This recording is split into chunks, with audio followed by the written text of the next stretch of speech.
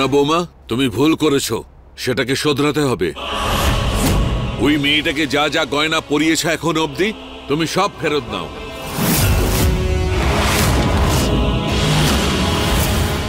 আর এখন আমাদের বিধি বৌমাকে আবির নিজের হাতে ওকে কনের সাজিয়ে সাজাবে।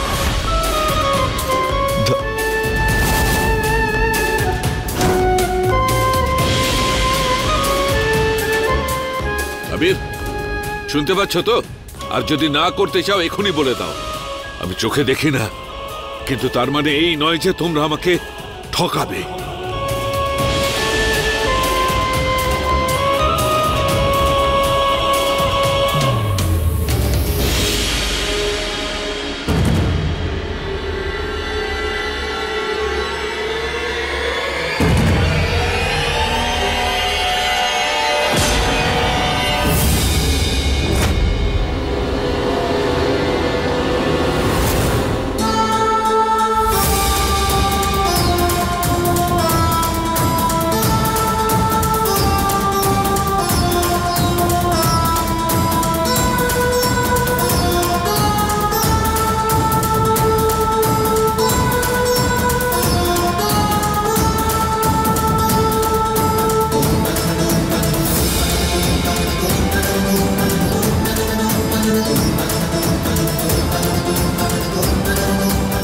আরে এটা তো সুপারহিট ফিল্ম হয়ে গেল। এবার ইন্টারভেলের পরে আমি এন্ট্রি নেব তোমার পরিবারের হিরো হয়ে।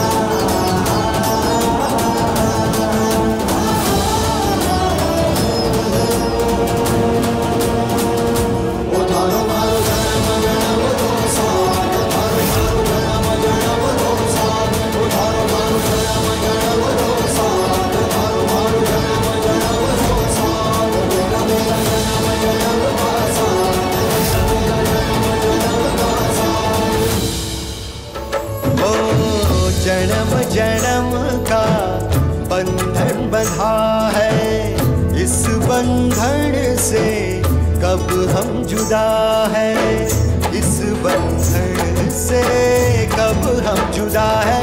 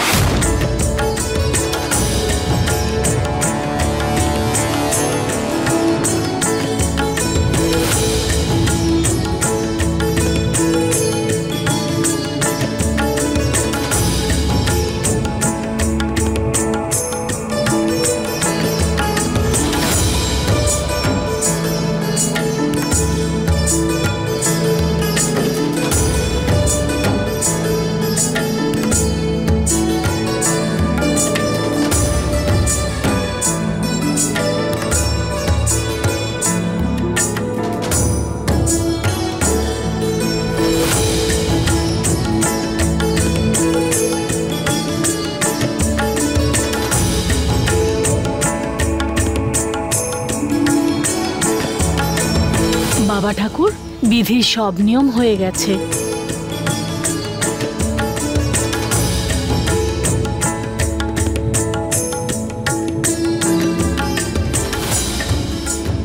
আবির বাবা আর বিধি ওরা তোমার কাছে আশীর্বাদ নিতে এসেছে।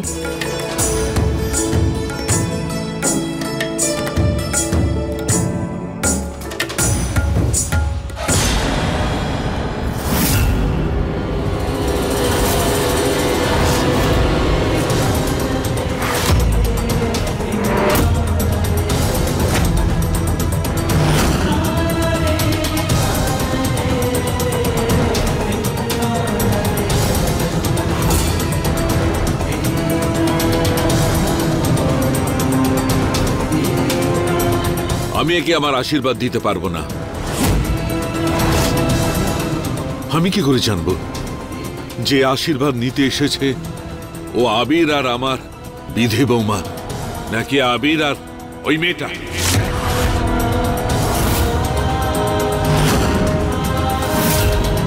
আমার পরিবারের সদস্যরাই আমাকে ঠকিয়েছে। আমার এই অন্ধত্বের আমারই পরিবার সুযোগ নিয়েছে।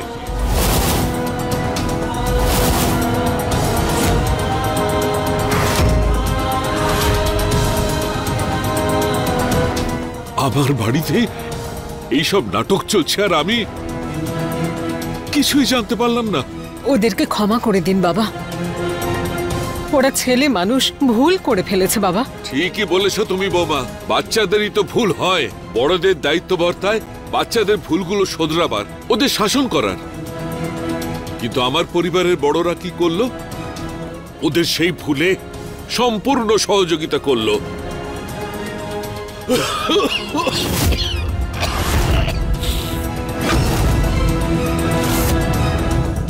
দাদু দাদু প্লিজ, তুমি রাগ করলে তোমার শরীর আরো খারাপ হবে। তুমি প্লিজ শান্ত হও, প্লিজ।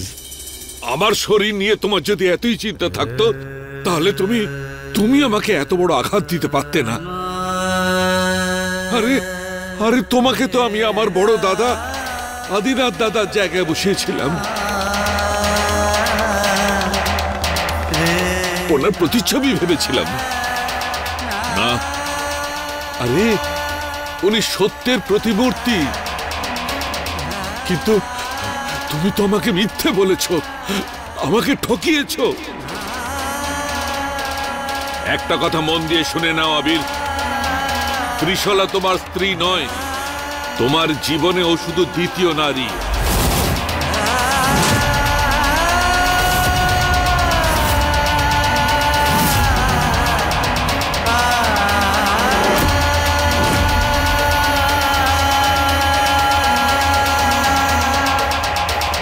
ঠাকুরদামশাই, ডাক্তার ম্যাডাম আর সাহেব বাবুর উপর এত রাগ করবেন না, ওনাদের কোনো দোষ নেই।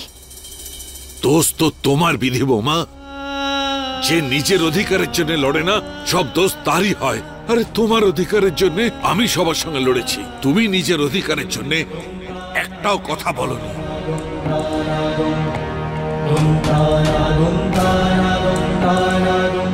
তুমি ভানু দিদির প্রতিচ্ছবি হয়েও এসব কেন হতে দিলে? আরে আমার থেকে এত বড় কথা লোকালে, আমাকে এইভাবে ঠকালে।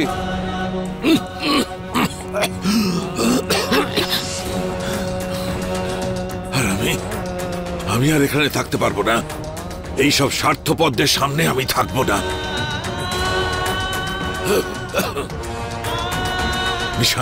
নিশান্ত বাবা, আমাকে আমার ঘরে নিয়ে চলো আমাকে। আর আমি দাদু সহ্য করতে পারবো না।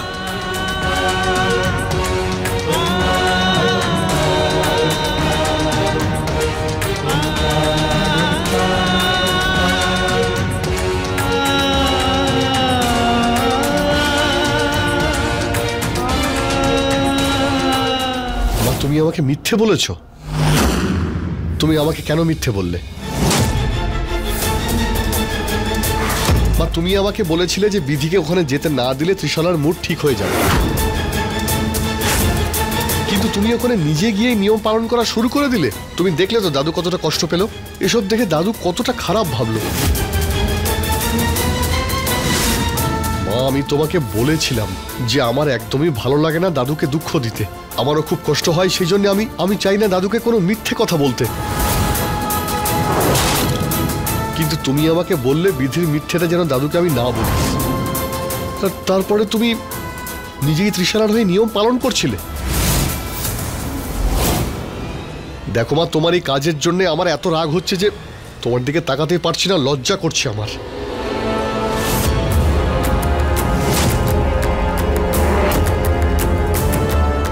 আবির,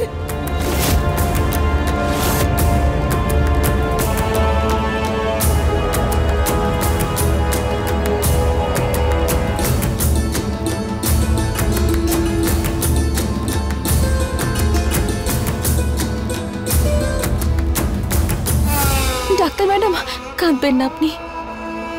আমি জানি যে আপনার কোনো দোষ নেই, কাঁদবেন না। বিধি, ওই নিয়ম কানুন আমি ত্রিশালার সঙ্গে করতে চাইনি, কিন্তু ও নিজের প্রাণ নেওয়ার হুমকি দিয়েছিল। তো কি করব কিছু বুঝে উঠতে পারিনি, তাই আমি হ্যাঁ বলেছিলাম। এত কৈফিয়ত দেওয়ার কোনো প্রয়োজন নেই আপনার। আমি ভালো করে জানি একটার পর একটা সমস্যা সামনে চলে আসছে, আর একা হাতে এত কিছু সামলানো কত কঠিন আপনার পক্ষে। একদিকে ঠাকুরদা মশাইয়ের ইচ্ছে, অন্যদিকে আপনার সন্তানের খুশি। কিন্তু ডাক্তার ম্যাডাম, সব ঠিক হয়ে যাবে, আপনি একদম চিন্তা করবেন না।